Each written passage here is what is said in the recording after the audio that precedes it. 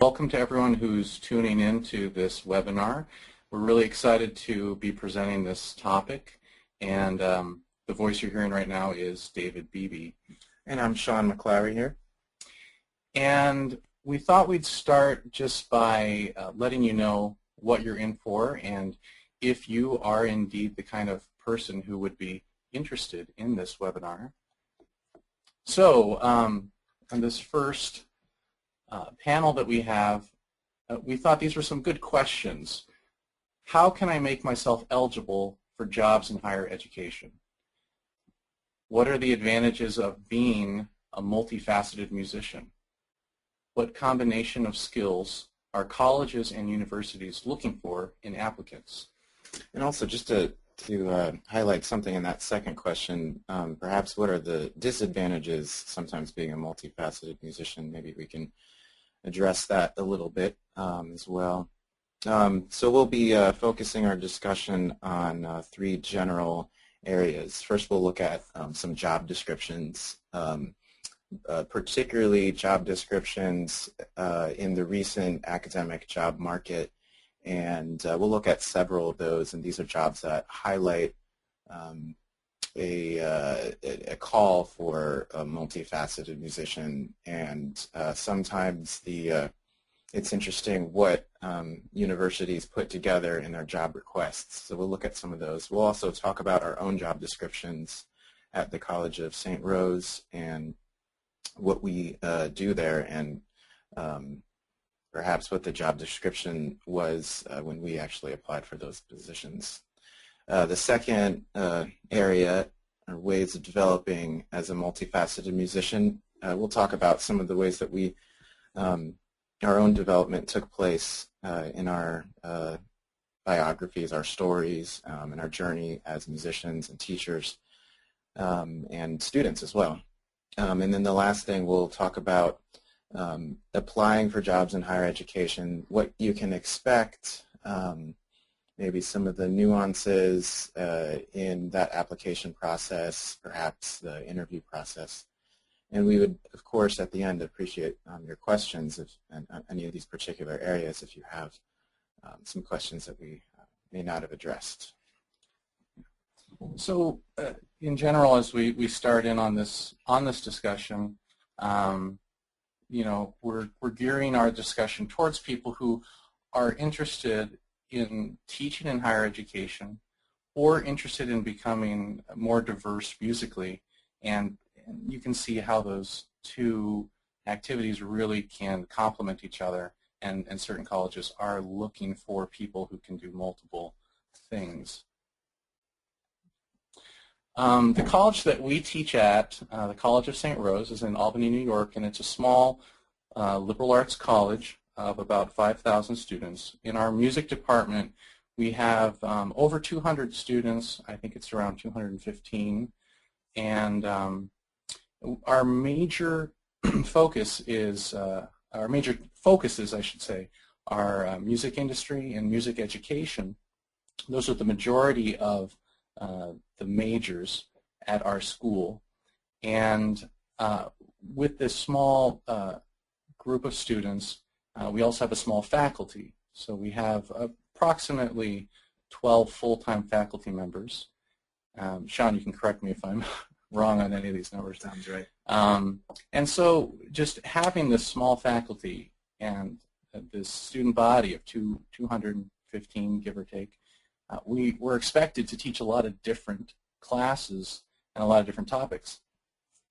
So as Steve mentioned in the introduction, I'm the string coordinator. That entails that I contact all of the other string faculty. It's a lot of administrative work, a lot of emails, make sure people's lessons, concerts, everything is going well, schedule juries.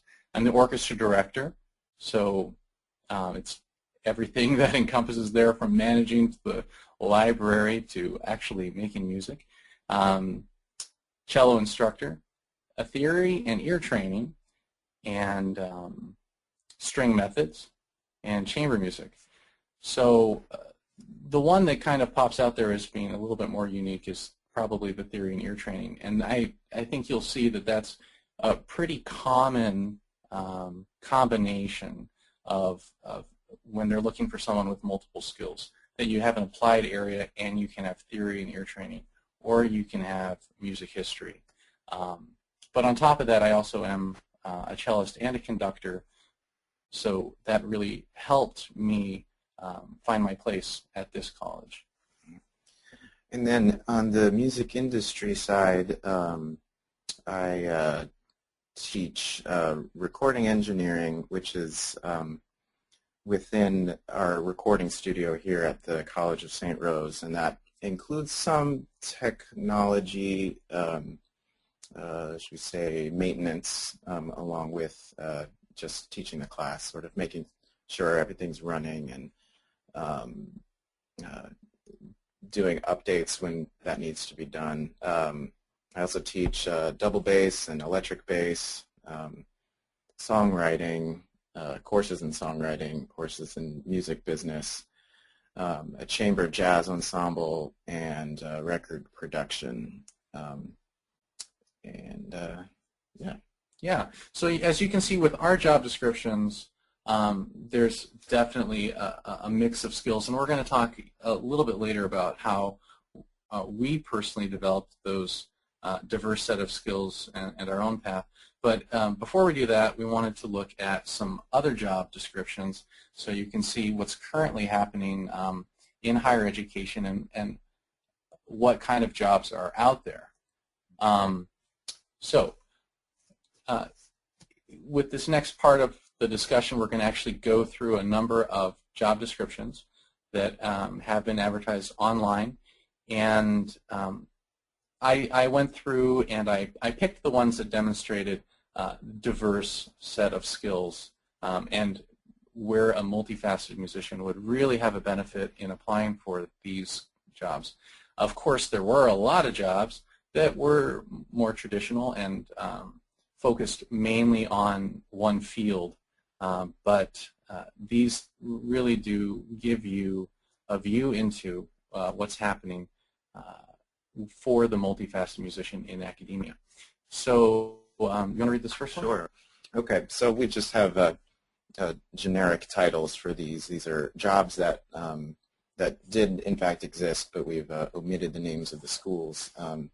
This first school here, the responsibility is a sort of a composition theory track, teaching composition lessons, courses in beginning composition, arranging, instrumentation, counterpoint, computer music, acoustics, music theory, and then this is pretty common, just depending on the strengths and interest of the candidate, maybe specializations. Maybe this is a place where the candidate is allowed to specialize in additional class of music theory or anything else related to that.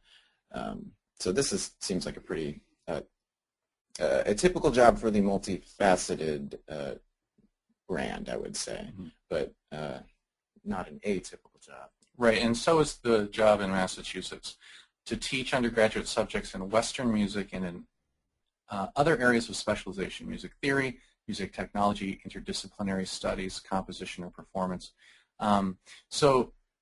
Even with these really basic ones, which we're starting off with, which are more typical of the kind of diversity expected at the college level, I don't think that you can necessarily acquire all of these skills by getting a single degree. It's very difficult to do that. So, I mean, if you're in your graduate studies right now and you're looking at that, like, how can I do that? Hopefully we can give you some ideas a little bit later in the webinar on how to acquire these skills. Let's move on. Okay, here's another job description. This one is for a choral person. Responsibilities include conducting the chorale and the women's choir, assisting with the chamber choir, recruiting and developing ensembles in conjunction with the director of choral activities, integrating technology into rehearsal and performance, and collaborating with ensembles and technology faculty in the School of Music. There are additional opportunities to develop ensembles in the candidate's area of interest, including hybrid vocal instrumental technology configurations. Additional teaching assignments may be drawn but are not limited to the comprehensive musicianship, music technology, chamber music, and music literature pending individual interests and expertise. So this one starts to get a little bit more unique. And so definitely with the technology side, maybe Sean can speak to this. Right. Technology, I think you'll find, if for those of you on the job market, that that's a buzzword that is really thrown around a lot. And I think for the multifaceted musician and academic, it behooves you to get specific about technologies that you use and list them on your resume or demonstrate that you have experience with technologies.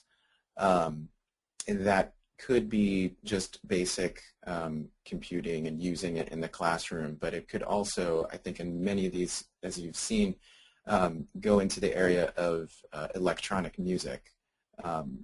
Something, if you're a performer or a composer, to bring an electronic music track into your work, I think it demonstrates, is one way of demonstrating that you have a firm grasp on technology, and it's a good way to really alter your own work just by adding this one other facet to your. Now let's see. Let's go on to this next one here. Okay, we've bolded some areas of interest. If you just go down to this bold area where it says major ensembles directed by faculty, include the orchestra, concert choir, Highland Camerata, Chinese music ensemble, jazz big band, African music ensemble, and pipe band. So this really says to me that this music department at this college in Minnesota, although they're looking for a choral conductor, they're also looking for somebody perhaps not to run these ensembles, but to have a real understanding of these ensembles and respect for their traditions. And I would assume that in working with one's colleagues at a college like this, that in the interview process they might consider someone who might demonstrate that they have a desire to collaborate with these ensembles or bring these ensembles together. Now, going further, the applicants whose teaching complements the department offerings in musicology, theory, and general music, along with excellent technical and communicative skills on the podium, several qualities are extremely desirable in candidates, above all an appreciation for liberal arts education, a passion for teaching, and a recognition of the unique challenges and rewards of leading undergraduate and undergraduate-only musical ensembles. Another buzzword here, I think is relevant for our own college, the College of St. Rose, is this liberal arts education.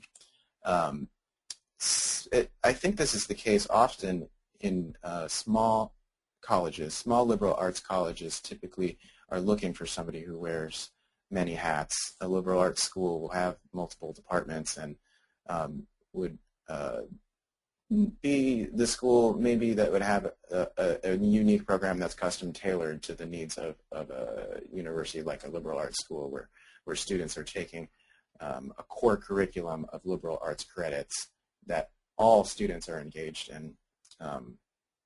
And you can tell by the diversity of the ensembles, as Sean was saying. How do you find someone who has experience in all these diverse types of music? And certainly, if you had a musicology background, a world music background, you would be very, interested candidate in this. But you also, as it states at the bottom, have to have those very, I guess, what we would consider more traditional conducting skills, or the technical communicative skills on the podium. And like he was saying, integration into the liberal arts education as a whole. So I'd say three real different areas in this one. Yeah. Okay.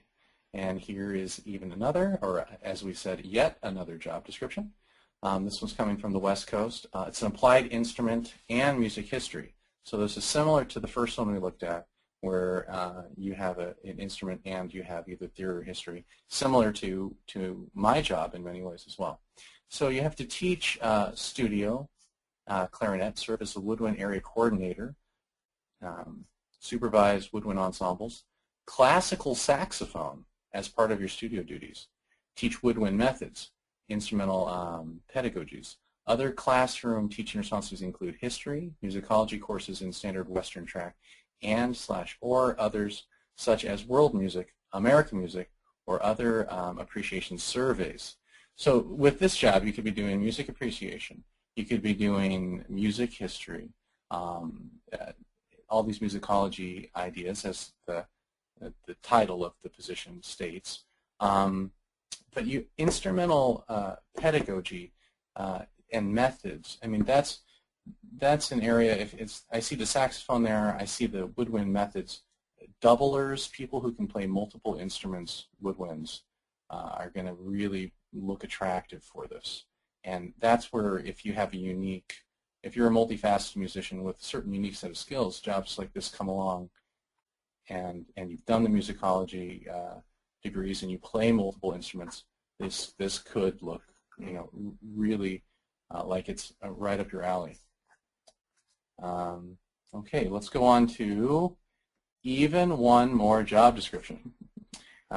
Okay, so this school in Hawaii, college job in Hawaii, the composition program resonates with the multicultural resources of Hawaii. I couldn't be more specific there. A cultural interchange in composition. Okay, as such, we are particularly interested in a composer/teacher of outstanding potential and achievement who has demonstrated interest and experience in cross-fertilization between Western compositional practices and Pacific and Asian cultures. So if the others weren't specific enough, now it gets very specific. Your duties teach theory and composition courses at bachelor's, master's, and doctoral levels, including thesis and dissertation direction. Engage in professional composition activities, serve as on departmental and university committees, engage in program building initiatives, other duties assigned by chair. Another point I want to highlight here are perhaps the advantages of having experience in teaching bachelor's, master's, and doctoral levels. Yet another element here to be discussed, but nonetheless, it seems as though someone who actually has experience with that would be at an advantage, in addition to having experience to all the other elements listed above. Right, and I do see that we forgot to highlight the second to last sentence, which does say teaching of composition and theory, including advanced theory topics at the graduate level. So certainly you could be a candidate for this job if you have a composition degree or a theory degree or a musicology degree or multiple degrees. There are a number of colleagues here at the College of St. Rose who have a degree in education and then a degree in performance and then a degree in theory. That really has served them well in this small school where you have to do a variety of things. And then this secondary background, it says at the bottom, in film music, jazz or performance is also desirable. Yeah. So there's probably someone out there listening and watching this webinar thinking, yes, that's me, and I might be the only person out there that has those skills. So let's, okay, well, really, we have one more job description before we talk about how to acquire those skills. So go ahead. Okay. We seek an active performing concert pianist with significant public profile and credentials, ability to collaborate with colleagues, chamber music accompanying in off-campus recitals and performances, possible subspecialty in jazz. Remember, sometimes these things don't go together traditionally, so it can't be taken for granted that a possible subspecialty in jazz might actually weed out quite a few people.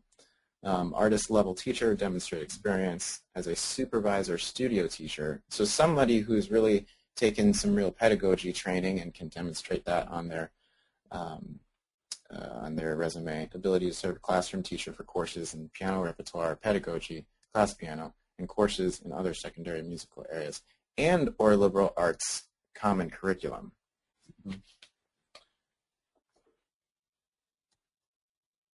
Okay, so now we're going to go into the next part of our discussion, which is acquiring these diverse set of skills. The first bullet point we have there is follow your interests, and that is a great way to explore and keep yourself recharged and motivated and be doing something that you love while developing some of these crucial skills. And we saw a lot of technology. We just saw a lot of pedagogy. We saw administrative skills required. So if any of those things just happen to interest you and you're in the process of getting a doctorate or a master's and you're looking at teaching at a college, I suggest that you really spend some time with those interests. Mm-hmm.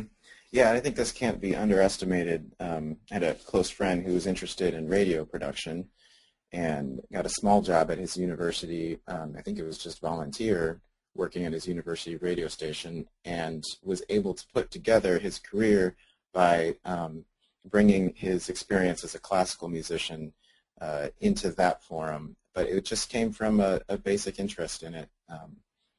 I think some of our own, my own at least, career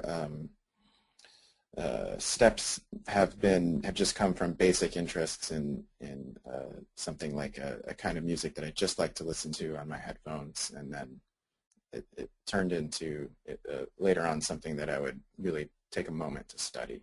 So follow your interest is pretty important. Pursue passions outside your specialty. Let's see, you got something to say about it? Yeah, so pursuing passions outside your specialty. I mean, it is pretty much tied into that first one, except if you're following interests along line of your specialty, that's not going to make you very diverse. So you do want to actively think about what is outside of my degree, what out of the theory, history, pedagogy areas that colleges are really looking for am I passionate about and is not my specialty. And you may find that you have an opportunity to do a minor or a cognate or an apprenticeship or even a special research project, something that you're going to be able to have that that is going to be able to be a material or a real hands-on experience that shows you've pursued something outside of your degree, your major. And so the next one, take risks and take advantage of opportunities that come your way. And before I turn that over to Sean, I'll just say take advantage of really anything that comes your way that may diversify you. You don't think that it's not going to help you in the long run or that it's not applicable for you because, well, I believe from my own experience that everything that you do will be used at some point in your life. It might not be right away, it may be many years down the road, but all of those experiences that you have become a part of you and come into play at some point. So even if you think you're above it, even if you think, oh, I don't need to go teach theory to these children, if there's an opportunity to teach theory at a local music store or something like that because I'm getting my doctorate in conducting. Well, hey, that might turn into something really important and it'll give you a lot of teaching experience for who knows what, but these things do come back. Mm-hmm.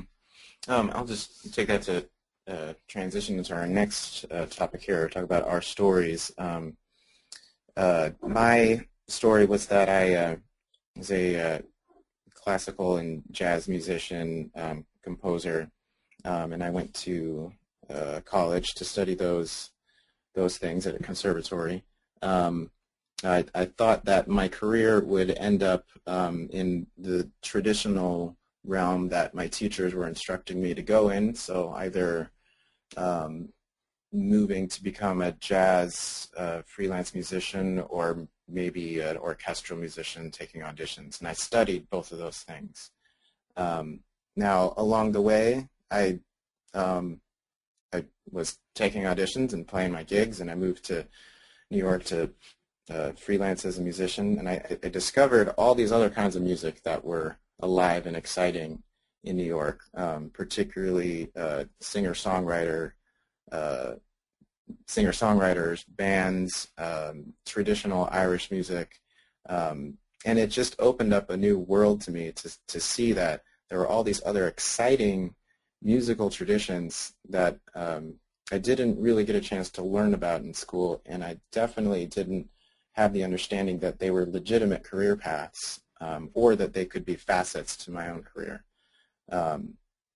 So at some point I sort of became unleashed from my traditional path and began pursuing pop music and working with bands and singer-songwriters and playing with groups and then writing my own songs and then eventually recording, all while continuing my path as a composer in academia. And so now,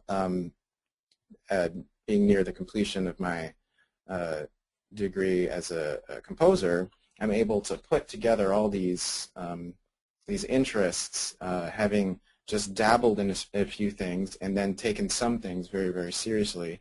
The things I took seriously, I took lessons with professionals, I met with people, I went to conferences, I had lunch with people, I would go out for drinks with people, I would I just took an approach to try to be very relational and to allow a lot of people to speak into my life and to learn from them, just in a very human and relational way. And I found that to be very exciting, and it really helped guide my career in a new direction. And so now what I do here at the college, teaching, I'm teaching mostly pop music and some jazz, and it's really taken a turn in direction that I did not expect it to go in, but here we are.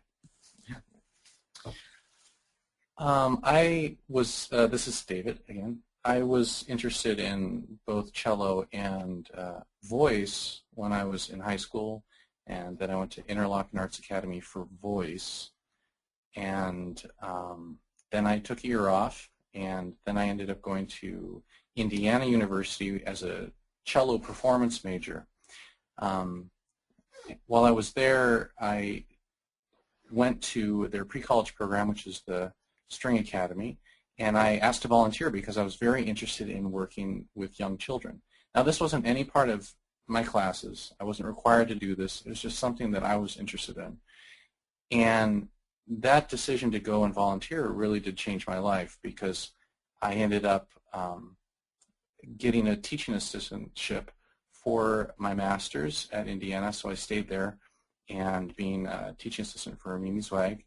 And then after that, I got a job teaching cello at the String Academy of Wisconsin at the University of Wisconsin-Milwaukee, and that was a wonderful thing. So the way I got my first job, really it was related to, of course, a cello performance degree, but it was more because I actively pursued something that I was interested in, which is teaching young children the cello.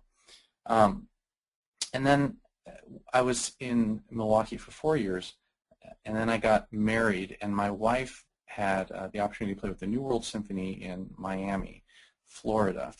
And of course I wanted to follow her and be with her, and I decided, hey, I'll go back to school and get my doctorate, you know, just to keep me busy and off the streets, right? So I ended up getting my doctorate, and while I was down there, and having a wonderful time at the University of Miami, one fantastic cello teacher there. I was taking a conducting class, and the conducting professor really saw potential in me, and he encouraged me to do more of it.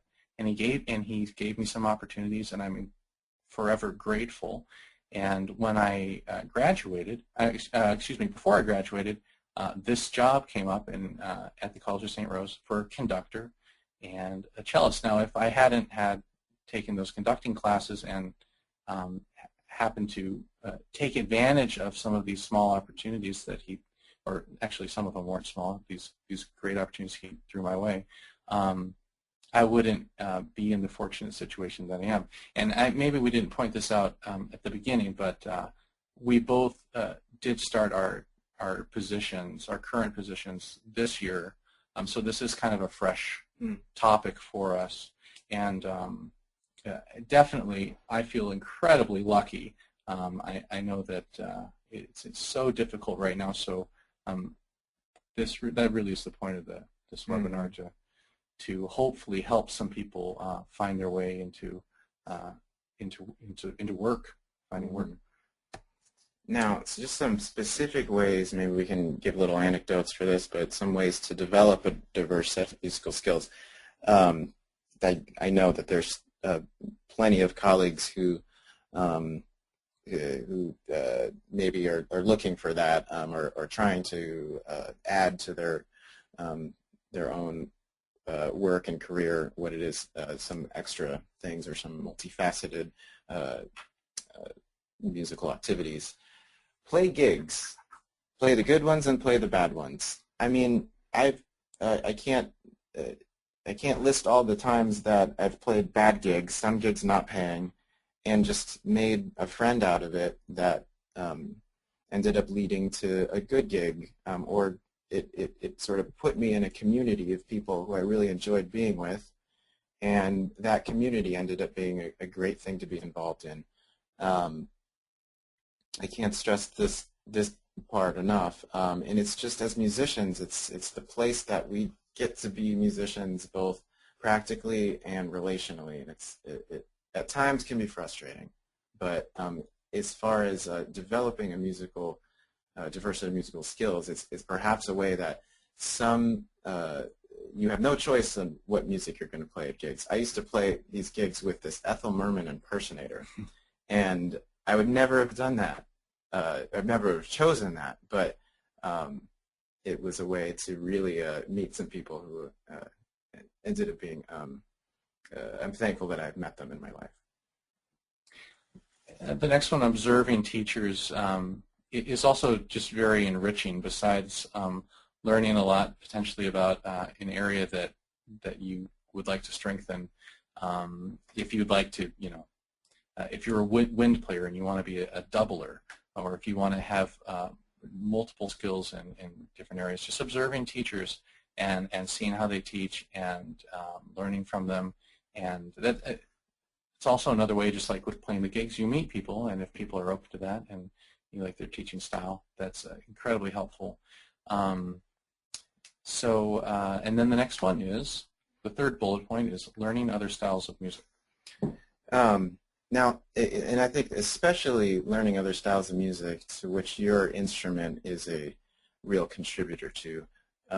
Being a bass player, I have the advantage of that being many, many styles of music, but if a violinist could pick all kinds of fiddle traditions to learn about, and even stepping into a situation where you're a novice, it can be daunting, but I think it's comforting when in my experience, it's always been comforting to come to those situations and realize that musicians are very relational and collaborative just by their nature, and stepping into a place, maybe a bar, where fiddle players are playing some sort of traditional music, even as a novice, it gives you an entree into that world, into an understanding of what that world's all about, and it really helps ignite you to really learn about those styles of music. And it's helpful to be a well-rounded musician in that regard.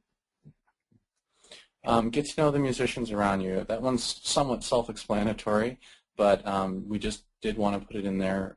You can just, like Sean was saying, make a positive connection no matter what opportunity you're doing. If you're doing a gig and you have a bad attitude about it and you think you deserve better, The musicians around you, they're going to know that, they're going to feel that, and they're not going to want to work with you again.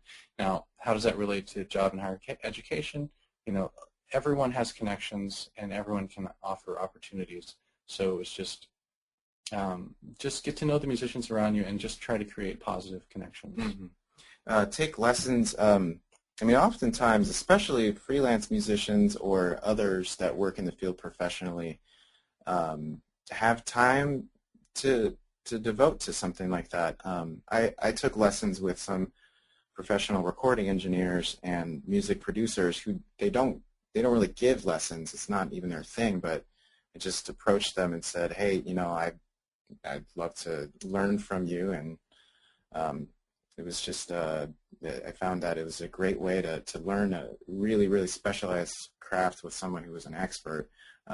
So you might get shot down a couple times, but I think for the most part, like 80% of the time, somebody will meet with you for a lesson.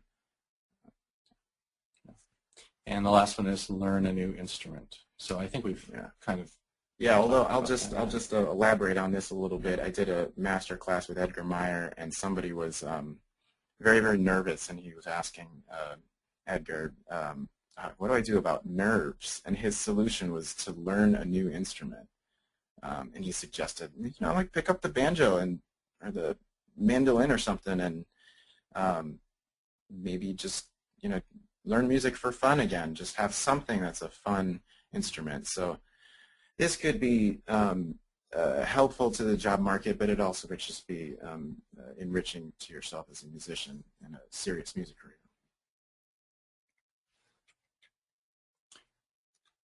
So here are some ways to develop a diverse set of non-musical skills, which are a huge part of your job teaching in higher education. There's so much that we do that is non-musical. A web presence, and Sean, maybe you should talk about that. This, I mean, I know a lot of times this is one of the things that is stressed. I think the main thing that I think is becoming more important is a website or a web area that you as an artist or an academic manage yourself. I think we're getting past the trend where we would pay somebody to do a website, and now a lot of people are just learning it themselves through blog software, which is free, by the way, WordPress. I think there's some other ones, Blogspot. And there's a lot of information on the web to help somebody get started and to learn it by themselves. It's a journey, and it's fun. It's frustrating, but on the job market, having something where your job committee can look at and get to know you a little bit personally is helpful. And that can go beyond just photos and music clips, but also just you talking about, you know, a story that you that happened at your gig, or some anecdote that somebody really might get to know you that way and resonate with you. Plus, all of this work really pays off in your interview. Mm. I mean, when you have all this stuff online, it's very, very helpful. Mm-hmm. People do look at it. They do, yeah, and certainly I had developed a website for my cello method that I wrote as a dissertation for my doctorate, and that really made an impact when I showed them that website in my interview. The next one, social networking, we've talked about quite a bit, I think. Conferences and organizations, we put that in there mostly because it can give you some regional recognition if you present at a conference, if you do some sort of organizing. It does give you a lot of, you know, a certain status, and it looks really good that you have those organizational skills and presentation skills.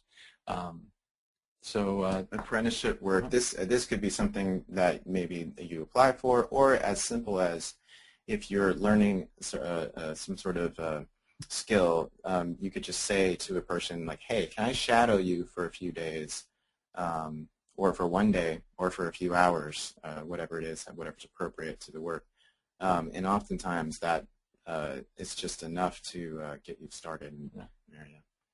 And diverse academic interests. there are a lot of jobs that I've seen out there that include women's studies, or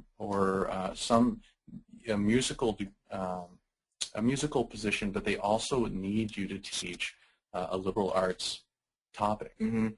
Also, your committee perhaps will not understand your specialty or be privy to all the nuances of your specialty, but what they will understand is scholarship, or some will understand scholarship, and they'll understand if you have academic interests, it draws attention to sort of a well-rounded academic contributor within their department. And it also is the possibility that you never know that one or two people on the committee might actually resonate with your non-musical academic interests. And volunteering really goes along with a lot of the other, the taking of lessons, apprenticeship work, social networking. But you can also volunteer in just something you feel passionate about, and you certainly could use a lot of those service learning skills in academia. There's a lot of, that's another buzzword that we're hearing quite a bit, at least on our campus, service learning. So they're interested in people who are doing service learning classes in the community. So for the application process, there are a lot of online resources which hopefully most of you already know about. There's College Music Society, Music Vacancy List. Let's see, there are even, if you pursue your own specialty, there are even job wikis that I know for the composition theory world, there's a composition theory job wiki where those on the job market will post what jobs are there. They'll post updates, so it might say 10/12, sent out or received rejection letters. So you might say, oh, I didn't receive a rejection letter, so maybe I'm in the second round. The next bullet point, could I be that person? So as you're reading through these online resources descriptions, just ask yourself, not necessarily are you that person, but could you be that person? Because you start to see a trend, and you can develop those skills that are like a lot of jobs that are you, but just a little twist. Okay, then building a quality portfolio in multiple areas. This is really important, so when you go into your interview, you can not just say that you did stuff on your resume, but actually have concrete material to show them. So as you're out doing any sort of activities, keep a really good record of what you do, and recordings, posters, all those things are important. Yeah, it's easier said than done, but assuming that you have the ability to actually create a quality portfolio in multiple areas, you'll be ahead of the pack, because it's very, very few people who can demonstrate those competency in multiple areas. The financial investment in your career, spend some money on some things if you have the opportunity, or do some grant writing or fundraising for things that require money, like recordings, photos, or website if that's, yeah. Again, really good material to have when you go into your interview. Have a flexible resume. So as you develop these different sets of skills, you're going to start to submit different types of resumes for different types of jobs, and the more skills you have, the better. And that's basically it. So we thank you for tuning in, and at this time, I believe we're going to open it up for questions. So maybe Steve will talk a little bit about how to do that again. Yeah, absolutely. Thank you guys so much for this presentation. That was very informative, lots of resources and things for all of us to think about. I do, again, want to encourage people to submit their questions if you have them, and to remind you there is a question box on your webinar control panel, and if you type something in there and press enter, we'll get it, and we can talk about it with David and Sean. And also, if you prefer to actually ask your question, we can unmute you. And there's a yellow hand button. If you hit that, that'll let us know that you'd like to be unmuted and actually join the discussion here. So feel free to start sending them in.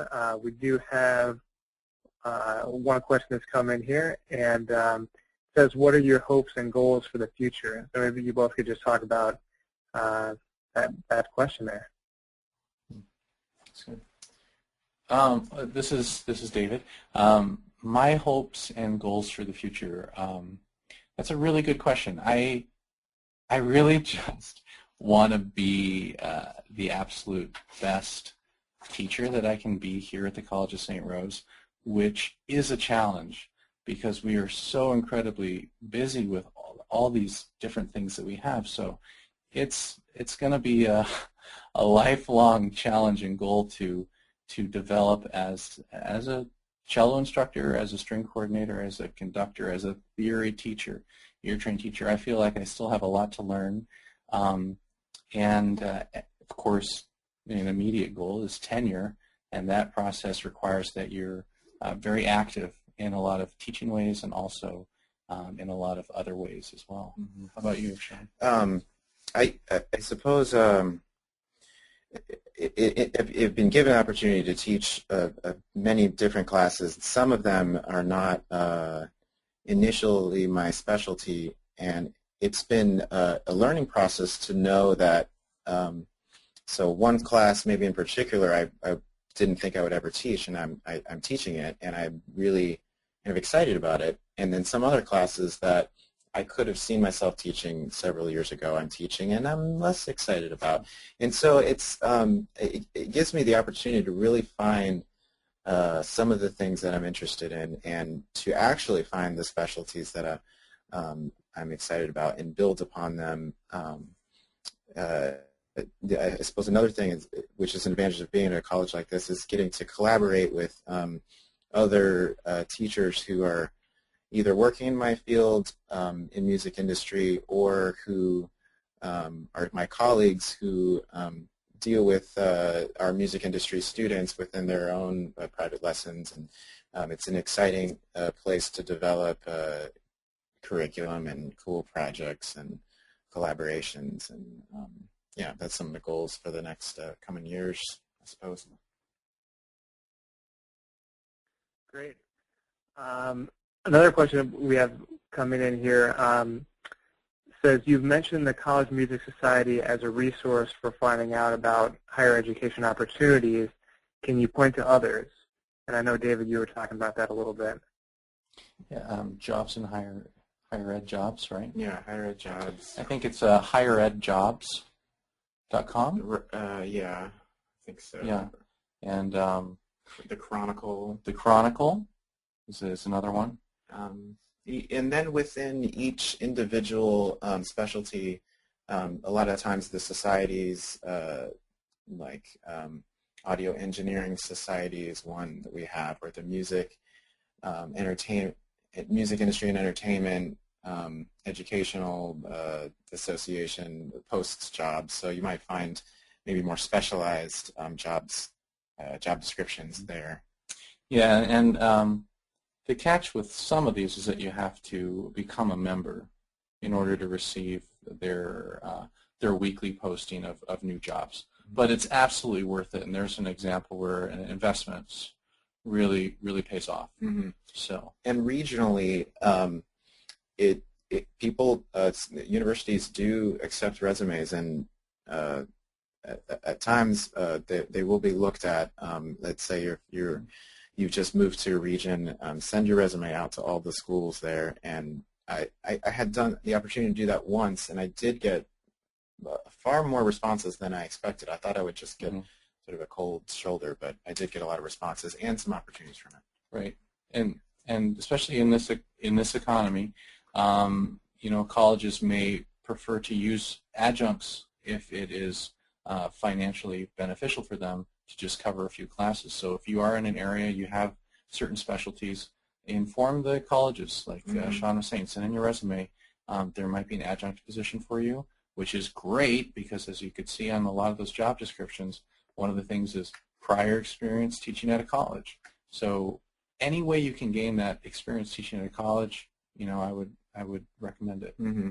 Right. Yeah. And a lot of times colleges are slow with their planning, so don't underestimate you know, oh, it's August and I'm too late. Well, maybe college is in a desperate situation, and it'd be good for them to hear from you. Great. Well, actually, that leads perfectly into our next question, which you're talking about a little bit right now. This next question says, is it worth taking a part-time teaching position and hoping that a full-time tenure-track position will become available at that same school, or is it better to step in to a full-time position from the start? I can speak. This is David Bebe again. Personally, I did exactly that. 2 years ago, I took, well, it was a full-time temporary teaching position here at the College of St. Rose. And I did my absolute best to build up the orchestra program and build the cello studio. And then when my position turned into a tenure-track position, I applied for it. And, of course, having that positive connection at the school was an absolute benefit and a huge advantage for me. As far as the part-time, I would say, you know, if it's not conflicting with something else, yes, I would take it, because if you're part-time, colleges, they understand that you're part-time, and they understand that you're going to keep looking for work elsewhere.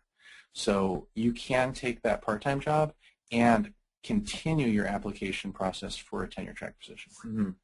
And get it. And if you do, if you have the opportunity to really get involved at that school, that would be a wise thing to do. As your colleagues, their full-time faculty colleagues at the school will be just the people advocating either for that position becoming a full-time position, or if you are up for the interview, they will perhaps be the people in the interview themselves. So it's good. Sometimes some schools, it's very difficult to teach as an adjunct. Some schools, their structure is such that you really have to grapple with it to know if it's the right thing to do. Yeah. Excellent. We have a couple more really interesting questions coming in here. The next one says, if you think you have a niche area to address in the professional music field and would like to work with a local college to develop an informal small group session, workshop, who would you initially approach on the music faculty? Would it be the department chair? I would say yes. I would say because that decision is going to come down to them. Unless I've had string players in the area come and talk to me, and you know, that is the first step as well. I think either one could work. The chair in the end is going to have the real decision whether that program happens or not. If you're talking about creating classes, that becomes a lot trickier because there's a lot of logistics in creating a course, and that's a long-term process because you have to change the actual curriculum at the school. If you want to just do a workshop or a camp or something like that, or a presentation, that can probably happen that semester. Mm-hmm. Yeah, I agree. If there's an identifiable person in your specialty or the specialty you're trying to pursue, then find that person at the university. But otherwise, if it's one that you're trying to that you think will enhance the department, go directly to the chair. Yeah. Great. So I think we probably have time for one more question. And I'm going to give you guys, I think, the most specific question we have so far. And this one says, I'm a sophomore reading choral music, and I was wondering what the opportunities for research in historical musicology as you see it in the United States. So this person may be outside the United States right now. And how does that apply, how does one apply oneself to this very small field?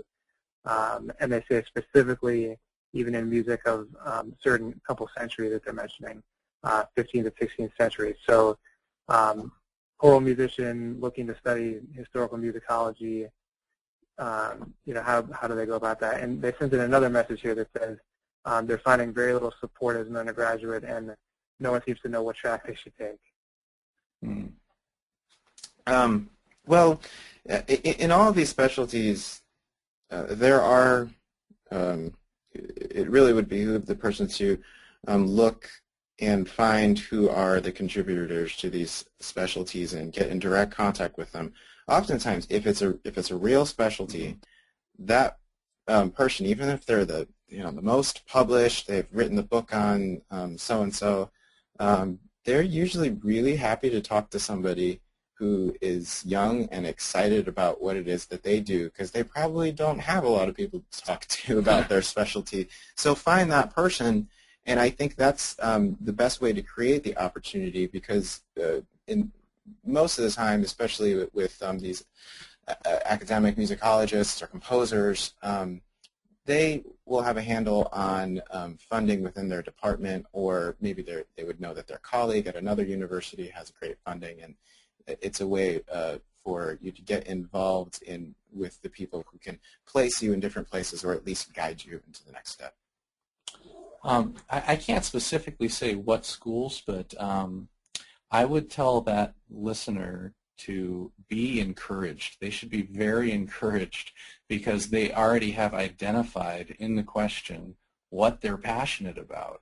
So if they know they're passionate about choral music from the 15th century, they're already putting themselves in a smaller group of people, which is a good thing.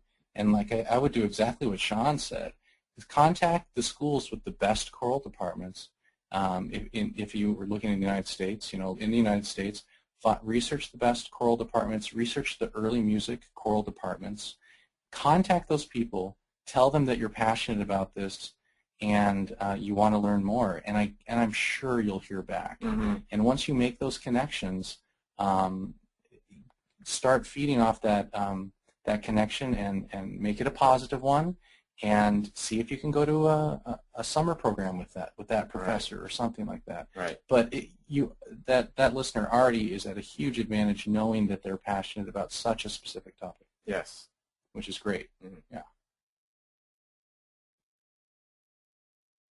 Great. And actually, another attendee here has written in and said, just adding their thoughts, saying also look at Chorus America and Early Music America, specifically Early Music America being a great resource. So thanks for contributing that too. That sounds like a great idea. Mm-hmm. Good. Great. Thank you. So guys, anything you want to leave us with before we wrap up tonight?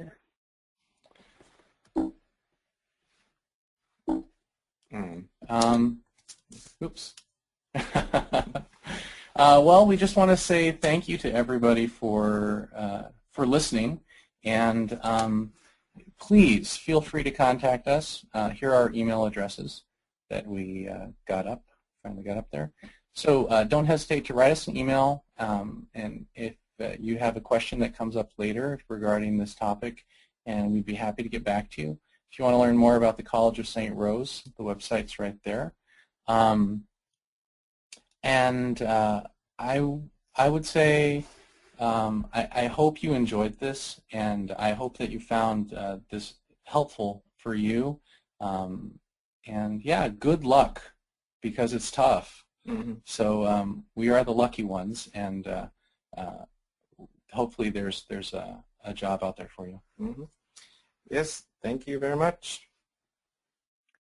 Great. Well, thanks to David and Sean for this excellent presentation and discussion. And just as a way of wrapping up and aligning with what they're saying, this webinar, in fact, is in some way a result of what David and Sean were talking about in terms of relational things in the music world. And David and I have known each other for several years, and Sean and I are just getting to know each other. But I knew that David would be a great person to talk about this, and so I asked him to do it. And so those kind of relationships that you're developing even early on and into your professional life, they seem to really come back in a number of ways. So, you know, the kind of stuff they're talking about is absolutely true, and so this is another example of it.